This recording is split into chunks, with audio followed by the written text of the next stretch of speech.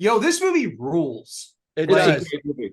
It's I said this in the chat, and it's 100% true. I've seen the beginning of this movie, I've seen the end of this movie, I've seen the middle of this movie, but I've never actually sat down and watched the whole thing start to finish. And like, there's a couple of things I don't like about it. I think the music kind of sucks. Like, Yeah, I think it was of its yeah, time in sorry, a lot of Chris. ways. There's a couple of bad fucking score parts in this movie. There's a couple of good score parts too. I think some of the acting is a little hokey, and you go and you look at like, oh, this was so and so's first movie, this was so and so's first movie, this was so and so's first movie. Travolta is terrible in this. He's just abysmal in this movie. Who? But I don't care because I just enjoyed the fuck out of watching this movie. It was so good. Yes. Sissy Spacek is so good. Like, Ellen is incredible in this. Like, I'm really glad. I'm really glad that you just. I thought it was fantastic. Like, I was really glad to watch it. Me too. It's the best Stephen King adaptation, without question. It was the first. Shawshank's better. It was the first. Shawshank is really good. It wasn't the best. It was the first. It was the first one, and that made a I big difference. I believe it's Stephen King's favorite of his own novels. Okay. That is true. But the thing is, because it's first, it's raw out of the gate. Boom. The Shining is also really good. This film was like, again, of its time. The opening sequence alone, with the behind the credits, it's like you couldn't make that now. It's like it was completely fearless. This film it just was exactly what it was. It had that 70s thing. Yeah, it was really nice to go and look and find out that all of those actresses were over 18. I was very concerned. I was a little worried myself that we were doing actually like child porn, but no, they're fine. Their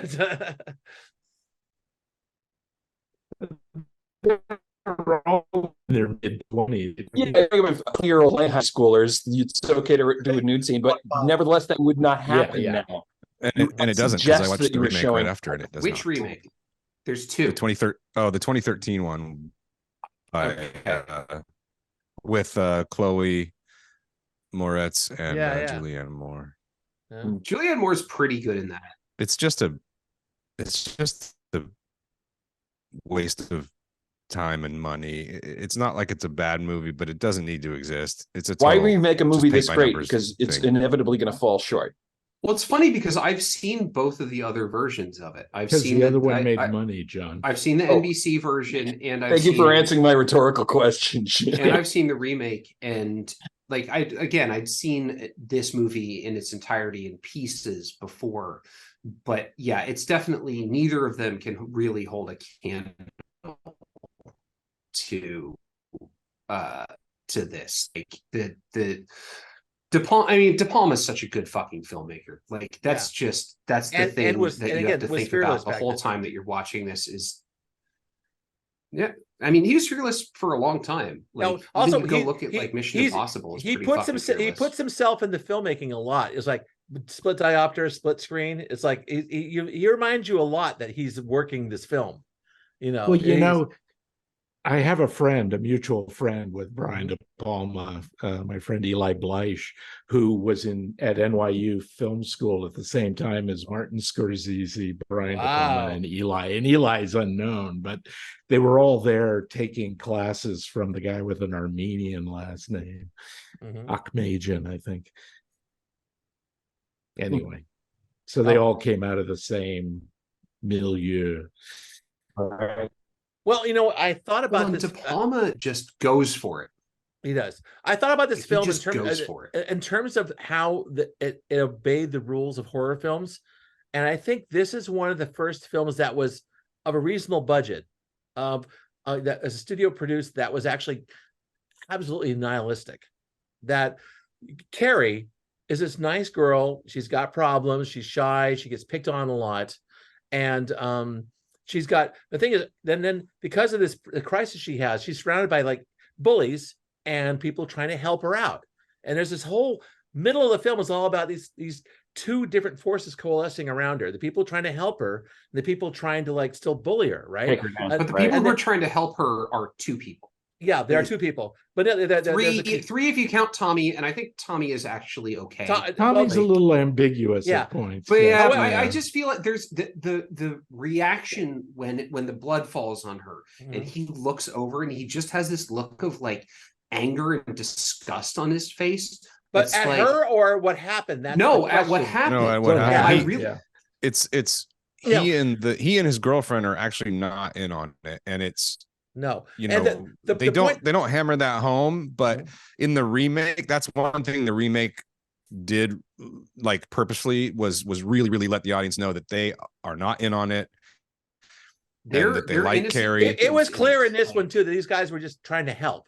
The thing is, the point I was making. Well, is it was really clear. It was really clear when the moment that the blood came down, and then he of course got knocked out by the bucket. When the bucket dropped, the rules in this film, helping, bullying, her in the middle, fall away. She kills everybody. Right. This is one of the first. Well, she sees Miss Collins laughing at her, even though that's not actually happening. Like, that's I know. Yeah, I know. Her mind is playing tricks on her at that point. The thing is, it's the thing. It's like it at the end, everyone dies because this is one of the first major like nihilist horror films ever. Basically, Yeah, this is like this was kind of like her Columbine moment. Like she's like, right, this is a school shooting. I don't care if you're. Yeah, thank you, Tad. Perfect. It's a school or it's shooting film. yeah, Like, it's we need to talk about Kevin. You know, Right. It's like I don't care if you're nice to me, you're all going down. Like pretty much. And it's understandable with her character, with just how fucking awful everything is. Like, you know, by the time she kills everybody, you're on her side. Yeah. Right. You're fucking lock the doors, burn it all down. Well, yeah, going against Tori and Lokita from last week, it was like nothing good ever happened in Lokita, but this one is like the same movie, except good things happen to her in the middle of this movie that give you hope. You know, you think, yes, Tommy, you do have moments. Tommy Ross is going to ask her to think, which makes it worse. Oh my God. It as an audience member, it just takes your heart and rips it the fuck out. It's great. Well, it's terrible. I mean, this movie is more suspenseful than it is scary because you know how bad it's going to get, and you keep rooting for it to. Yeah, I know. Somehow go another way. And he's so nice to her. Well, that's because it's really he's genuinely nice to her. He really is. He's a good guy. He is a good guy, and I'd like to mention that actor is really good. He does a phenomenal job with this character. He does. He understands. I buy every single thing that he's saying. He is like, it's a really good performance. He understands. I love when he goes, high school senior thing. I love when he goes, "You like my poem? I didn't write it." That's right. He has that vulnerable moment with her where he's like, yeah, that thing that you said, like, that's not me, that's someone else. But he's also like, you know? when they're at the table and they're talking about all the like, hey, we're on the ballot and all that, like his performance is just pitch perfect. Like, give her a good time. He's trying to have a good time himself. It's really nice. Yeah, it is.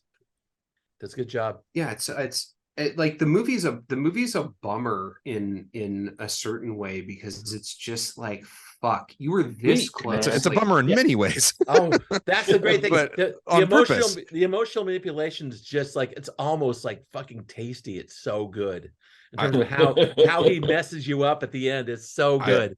I hadn't seen this for a while, and I wanted to say, like, you know, there are many parts in this, especially the beginning, that are inherently silly. Like you almost want to step back and go, this is ridiculous. This is so stupid, but it's actually so well done. But also high school children are stupid and ridiculous. Yes, that's true. But it's the 70s was a stupid and ridiculous time. But the filmmaking is so good, and most of the performances are so good that it just sucks you in. It's a wonderful story. It's beautifully told. And yeah, all of his sort of camera prowess is on full display here. There's more split diopters in this one, I think, that he's probably done in any of his movies. He does them all the time, but not this many. No. This many is amazing. I saw Chris clicking through them there a minute ago.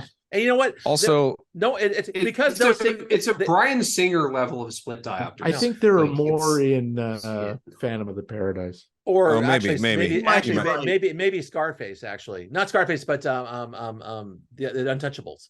Does a lot. Untouchables has a lot of split Yeah, diopters. but this was like, It probably does. split But this screen is like in your face. And yeah, he does more split screen in other movies, but this is I want to talk about the sequence that's behind Chris, because that circle is so amazing that it is. just starts going faster and faster. And the colors keep changing and changing and changing. So good. It puts you in, I mean, it's visually ramping you up for what's about to come, even though they're having a wonderful moment. It's such a contradiction to what they're talking about. The camera is saying, well, and you're getting, yes, you're getting, but the camera's telling you this is not okay. Like, but the characters are telling you this is great. Yes. And it's such a, That's good shit, man. yeah, it's really good. And the lighting in this is so spectacular. Yeah. And the soft glow, the very soft focus, this 70s stock, all of it. I want to breathe and I want to eat it. It's so good. The looking down in the prayer closet in the dark. Yes. Cuts down and she's lighting the candle. Like, it's just like, fuck, Well, this is so good. Like the creepy Jesus with eyes that are lit up. They lit up, yeah. And then you realize was he Jesus or was he Saint Sebastian? He had I think Sebastian's the one with all the arrows. That was Jeebus. But I hadn't realized, because I hadn't watched this in a long time, that she sticks her mother the exact same way that Jesus is stuck. That's right. With the arrow. Oh, it's the same pattern. Yeah, behind Chris. That scene near the end where Carrie's on the floor and she's spoiler alert, everyone. She's looking at what she did through her fingers. She's kind of like trying to hide herself, right? But her expression, that was the most heartbreaking scene in the whole movie, because she could tell that she was not in control. This thing happened. She doesn't know what to do. She's like, her innocence it came out at the end. It was so heartbreaking. It's gone. Wonderful stuff. It was. She stuck the mom in the same. Basic, man. This is basic. As the arrows. Yeah, it was so good. Yeah, Piper Laurie. There's few things more terrifying than Piper Laurie coming at her with the knife with a smile on her face. No shit. I liked Piper Laurie's monologue. It's the coolest fucking thing ever, dude. You're like, why is this so cool? And She always does for 15 years. Really? The Piper Laurie does to her back. He always does that. By the way, Piper Laurie thought this was supposed to be a black comedy. Oh, really? It Why works. her performance No is bullshit. excellent. Yeah. Which is why her performance is excellent. Yeah. Because she's playing it as she's if playing it like it's funny, kind of. Yeah, it works. Yeah. Maybe De Palma's like, I'll just let her do that. It's gonna work. No, he did. The dialogue. How do you hold back when you have dialogue like that, right? Well, yeah, just go for it. Yeah, pretty much. Well, we praised the fuck out part of this with film. her and her mom at the beginning. Oh yeah, when she's trying to convert her. That I have. Yeah, I haven't. That's great. Like that remake doesn't do that. There's another stupid scene like we're at a dry cleaners, but like I thought that was such a great introduction to Piper Laurie's character, to be going door to door and trying to, I need to talk to you about Jesus Christ. It's like, yeah, exactly. That's exactly her. And it establishes her. Also, Stephen King thinks this is better than the novel. Yes, like, he does. That says something. Like he He legitimately thinks this is better than the. Yes, he said it. Well, it is his multiple first times. novel Because it boils it down really well. That's the thing, right? Okay. Chris. No, Jim hasn't gone yet. Jim, didn't you graduate in 76? 75. Oh, 75. They were the year younger than me. These are the seniors when I was a freshman. All hot girls with the hair and like that. Oh yeah. Also, I just prom clothes were truly. I would regret not saying that I like the slow motion and the boobies. Well, yes, the beginning part boobies. was. There's a lot of boobs. I have to disagree with everybody. I probably haven't seen this movie since the late 70s. Wow. And it's not as good as I remembered it. It's sort of like the first Star Wars. There's a lot of downtime in between really great scenes. And I found myself, and I hardly ever say this, I was like thinking about other movies. I was thinking about television. I was thinking about anything other than like what was in the fridge over this part. Oh, funny. He's thinking about that art behind him. But I must also say that I really don't have a very high opinion of Stephen King. So that also colors my impression. Yeah, that's okay. That's but I do reasonable. like Brian De Palma, and I thought he did a good job of adapting it. Right. Yeah, well, like I said, it's this film is in some ways Stephen King. You can feel how kind of like out of the gate he is in this one, you know. And he's not even on coke yet. No, he's not. He's just right. He's chewing aspirin at this point and drinking a lot. But he was tied in again into this kind of this lawlessness of the era. The movie The Exorcist was not about. It was a nihilist story. There's lots of stories coming out, horror films that didn't have. But Texas Chainsaw Massacre was like Rosemary's Baby. Rosemary's Baby, Yeah. exactly. And so he is tied into that. 67. Oh yeah. Also, when did Travolta and Bee Gees? When did Saturday Night? That was 77. After Seven. this. Oh, so This that's is after. his this, This is okay. his first movie. This is Travolta's So next. this is movie during Saturday Welcome Night Back, Fever after Kotter. this. Yeah, no, he was. Travolta's doing Welcome Back, Kotter. Yeah, he was literally Vinnie left Barbarino during filming this Welcome film. Back, Kotter to Yeah. audition for this, and then Yeah. went back to the Okay. set. He showed up as Vinnie Barbarino for his audition. So pretty much. Tad mentioned the music, and I didn't have a problem with the music, although one thing I did. I mean, it was fitting, but I kind of had a problem with it. Was he used the psycho like a lot, like he took that he did. straight from The string thing. yeah, and I know that's effective, but he hired the guy who did the music for Psycho to do I'm the sure. music for this, and then that guy Did died. Oh wow. Bernard Herrmann? Correct. but I really liked the when she's out of the gymnasium at the end with the car sequence. That's great. Those really, really extreme crash zooms into her eyeball are amazing. That's an amazing way Isn't to it tell. a series of cuts?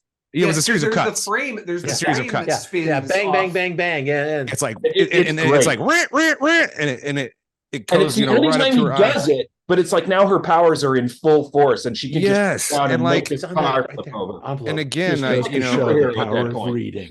and again, like research. so the remake they did in 2013, like that was so cool. That technique in this, that cutting technique and the extreme close up. In the new one, it's like she's going like this, like she's got the force, and the car is like lifting, and she's like, and it's so fucking stupid. It's just like so dumb. Low We didn't budget's have better sometimes. telekinesis at this point. Like this is one of the first times telekinesis is put on screen. Yeah. So De Palma's inventing how you do telekinesis. Inventing the rules. Yeah, Yeah. exactly. Yeah. And then Star Wars comes along and is so big that it Yeah. just eclipses everything else, and so all telekinesis now looks like Star Wars. Yeah. Right. Yeah. Right. Oh, Yeah. talk about intercutting. There's a bit just before the bucket fell where they kept intercutting with Nancy Allen underneath the stage, closer and closer. Yeah, You see her eyes. You It's see her very lips. Hitchcock. And It's then very she she's Hitchcock. like pulling on the rope, Yeah, but she's not quite and pulling it. It's very sexual. She lips her lips, and you see She that. looks that like kind of- she's masturbating. Yeah, the it rope. does. It's Well, very. what does she sexual. do? She goes down on him to get him to go and get the Yeah. pig's blood. Yeah, Like, I it's know. literally like it is sexual for her. It is sexual. Like, Yeah. This is And her it big sexual release. also signified Revenge is to sex. her friend who was not in on it that because she felt the rope rubbing against her. She saw it moving. Yeah, yeah. Oh, yeah. And she Amy- was like, Amy- "Oh Amy shit, Irving they're up he to keeps cutting to something." Sue also. Yeah, Sue. Yeah. And Sue's like, "Something's going on. This is, that was really That was cool. That poor gal, she just tried to do good things, and what happened to her at the end? That's fucked up, man. In terms of like a moral of this film, it's like I just scarred for life." scarred for life, basically. And Amy Irving is so she's got that luminous quality to her too. Kind of like the Earth Mother hippie thing with the hair and all, and she's really sweet and she wants to help. And it happens at the end. She's like almost an insane asylum, basically. It's like it sucks. It's good stuff. She's got though. striking eyes. Oh my God, yes, she's very adorable. All right, well, We want to talk golly. about the last shot in the film. The second. Yeah, we're talking The about that second actress. to last shot in the film. The last shot. Yeah, in the the last film shot is actually her freaking out in the bed. Right, the last Yeah. shot Who's her is actual Dorothy waking mom? up in Kansas. That's her actual mom, and Really? apparently she called out her daughter's real name in that scene, but it was covered by Yeah. the music. So Oh. they- Also, because- the sound. The sound design in this is really spectacular. When the blood falls on Carrie, all you hear is the bucket noise swinging yeah. over It and over and all over the again sound for like all for the like a sound minute falls long. away. It's Yeah, so cool. It's so interesting. Yeah, and it's just It's like the scene in All That Jazz where they're doing the read through of the script, and all you hear is like the pencil. Everybody's pounding the desk and thing, and all you hear is like it's very, very in a modern film. That's where the film gets crazy and loud, and like they throw all the surround sound at you. This one, it's just that one. Which that's such bullshit. This is so. It's so much better. It's so much better. It really is. Yeah. Well, okay, like okay, we are done, Chris. Come on, you squeeze this dry. Give it to us, Chris. Hi. So I'm delighted that you guys like this movie because it's a thing that happens when we pick something that like this is literally like it's definitely top 10. I don't know, it's probably put it like 6 or 7 for me. And you're watching it going, oh God, what are they gonna dunk on? And I try to watch this movie like once every year or two, and I'm watching it as objectively as I can, knowing I got to get through this. I would not change a single fucking frame of this movie still. Yeah. So this movie came out in October of 1976. I was 11. Right. And I browbeat my parents into submission. I don't remember how this movie got on my radar, but this was one of those I had to just whine until I was blue in the face. Cinefantastique, probably. Right. Well, hold that thought, actually. So we go see it. It's on a double bill with Marathon Man, which came out in November. Shit. Yeehaw! That's a good movie. I probably you're just traumatizing yourself at this. Well, no, what I did. I also saw Marathon Man when I was like 11 and traumatized myself. Eat them. Couldn't speak to me for a week because she was so horrified by these two movies together. Are you saying this film made you lose the love of your parents? Well, no, it didn't help, of course. But I remember it did a real number on my head. I ran right out and got the book. Okay. Which I still have. That's wow. A dope cover, by the way. Can you hold that? Can you hold that cover closer? Because that's a dope cover. The font is very cool. Yeah. So I ran right out and I got this is my OG copy of Cinefantastique from Yes, I remember that. I remember that issue well. I remember it on the newsstands. Yeah. Well, and so I can credit this movie for kind of inspiring my love of this type of genre movie. Things I love about this fucking movie, which you guys haven't talked about. I will. So Tad and Jared, you weren't here last week when I talked about. Right after I said we were picking this, what I if you have the DVD or the Blu-ray, there's an interview with De Palma where he talks about the period of time after this movie got greenlit and before it started shooting was really, really long. And so he said he rented a house by the beach in Malibu, and he spent whatever that was 6 to 9 months storyboarding this movie. Oh yeah, and he just refined it too. By the time they started shooting, he knew exactly what he was going to do. And I would say that the 11 minutes between 1 hour and 9 minutes and 1 hour and 20 minutes that starts with the first shot looking over the bucket of blood and ending with Carrie walking out of the school, I still think is one of the most brilliantly fucking executed pieces of cinema I've ever seen in my life. Like, it is so flawlessly cut together with the music. I think Pino Donaggio is extremely underrated. Carrie is one of the few soundtracks I listen to just anyway. I love that she starts with the hose. It's so cool. Yeah. Yeah. And then the guy grabs it, and when he grabs it, he sprays the lights. Right. Yeah. So it's like it's not even her who does the electricity with it; it's someone else. But she brings some of the lights down though to smash onto the. Yes. Again, eventually, the book starts and he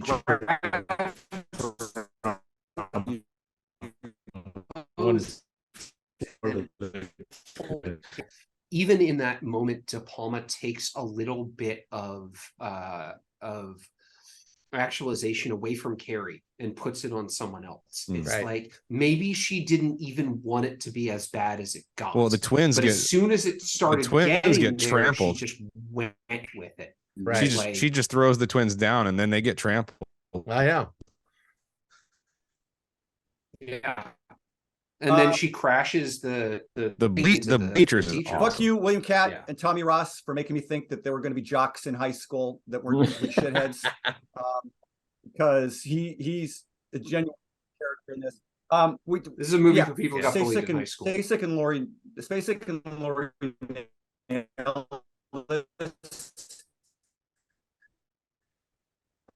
I remember being heavily invested in the best actress of 1970. Yeah, both nominated. I give it up. Like Faye Dunaway beat Spacek for best actor.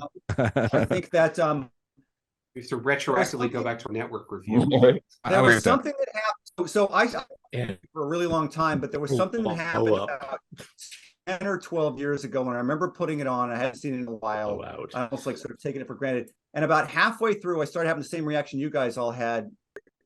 Because like you guys said, like, fuck, her life is such a fucking horror show. And she gets this little couple of moments where she is allowed to be happy, but you know what's coming because they put it in the fucking poster. True. They gave it away. They gave it away. Well, and he's in the trailer too. It's in the trailer. Well, and he's so deliberate in his visual storytelling of the buildup of every like you might, if he wasn't so skilled, we would all be rolling our eyes going, yeah, I know that's coming too, of course, dude, of course. But because he's such a great artist and he's a Hitchcock disciple, we are with him and we're loving it and we're marveling in his technique, right? So yeah, it never it never loses you. It never you don't. And that's Jared. That's speaking sort of now, where you've got the eye of the jaundiced eye of the filmmaker saying, "Oh, I see how he's doing this, how he's sucking us in." But I mean, when I first saw Carrie, I wasn't thinking about technique. I was Also, he wasn't. This is not a tour. This is not a tour film. This is actually the error. Well, I say all that knowing that when this came out, it was the 70s, but I'm saying like, I think to sharp audiences, they would be like, why are you focusing so much? Yes, we get it, dude, go. Like you're wasting time. But like it should be 3 shots, not 12. Like what the fuck is going on? This is De Palma making an efficient horror film, not making like a tour statements. It's him making a really good horror film, basically. I think he's doing both. How many times have I said I love classy grindhouse? This is what this fucking movie, right?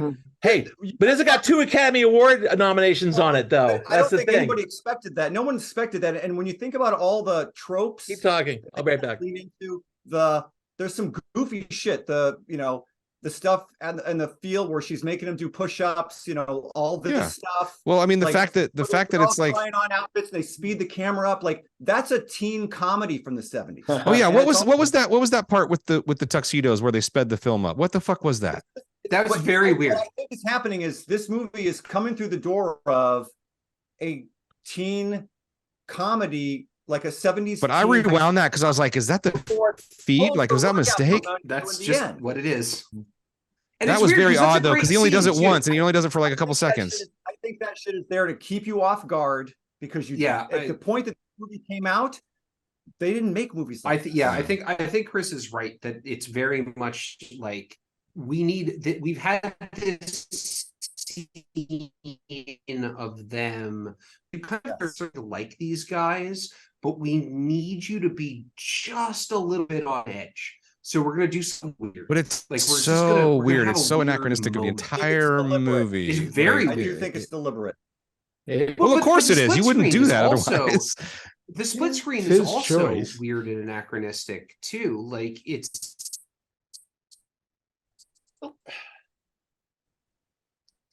all done. He wanted to about split screen, but all right, he uses split screen. Eyes. Let's do Snake Eyes, everyone. he does split screen well though. He does. He really does. I think the run that De Palma had from 72, which was I think, when was Sisters? Sisters was 72 or 73, all the way through. Yeah, before this. I mean, up to Snake Eyes. Everything. Well, but Body Double is like to me the most overt Hitchcock ripoff, but I still like it because it's all mood. I think one of my favorites is Dressed to Kill, dude. I love Dressed to Kill. Mission Impossible. Like he's Mission Impossible. It's so good. Scarface. I mean, I think maybe We already said way toward the Scarface. end. Good. I Yeah. missed that part. But I'm Guys, saying I mean- Scarface is great. He's underrated. I fucking love this movie. It's 11 out of 10. All for right, me, thumbs. Still. Lots of thumbs. Not much to say about it except it's great. Like, It's a classic. Jim doesn't get. That's okay. Jim- He's still just like Jim's just "Yeah, it's all watering right." down our tens Well, here. Well, Yeah. Because Little somebody has to, Yeah, Joe. no, yeah. right. Also, Jim remembers. Oh, it's in the 9.6. It's, I also it- remember 19. by the way, Also, is that Jim actor remembers the- girl.